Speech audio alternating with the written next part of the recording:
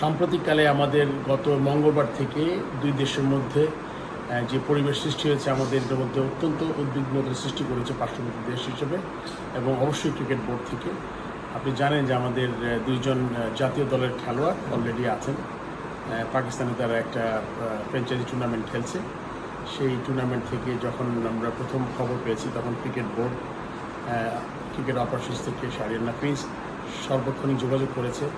আমি আমার ব্যক্তিগত উদ্যোগে আমি পিএসএল সিওর সাথে যোগাযোগ করেছি, ফোনে কথা বলেছি, আমি পিসিবি প্রেসিডেন্টকেও মেসেজ পাঠিয়েছি সাম্প্রতিক সময়ে। আমরা কনস্ট্যান্ট আমরা তাদের সাথে যোগাযোগের মধ্যে ছিলাম। আপনি জানেন সবাইকে এক সময় এক জায়গায় জড়ো করা হয়েছে। এখানে শুধুমাত্র আমাদের দেশের খেলোয়াড়ই ছিলেন না, অনেক ওভারসিজ প্লেয়ার আছেন। ওরা একটা সম্মিলিত প্রচেষ্টা করছিলেন যে কীভাবে এখান থেকে এই উদ্ভূত পরিস্থিতিতে নিরাপত্তা জনিত কারণে তাদেরকে কোনো একটা ভালো সমাধান করা যায়।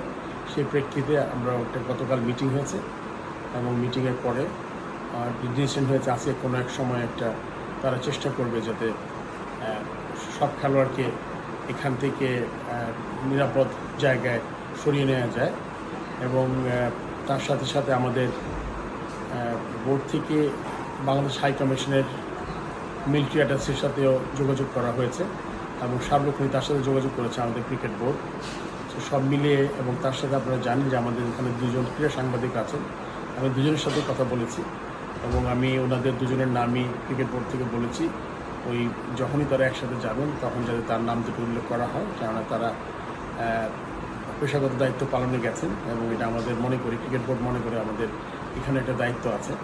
আমরা চেষ্টা করছি তাদেরও একসাথে আমরা যাতে ওখান থেকে বের করে কোনো নিরাপদ জায়গায় যখন যাবে প্লেয়ার একসাথে যেতে পারে।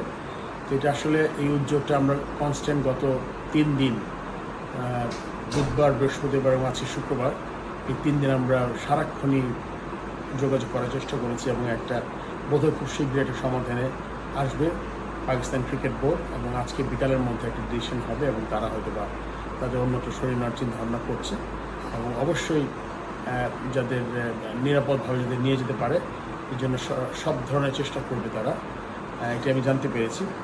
সো এই ব্যাপারটা আমার মনে হয় যে বোর্ড সভাপতি হিসাবে প্রথম থেকেই টপ প্রায়োরিটি দিয়েছি আমি।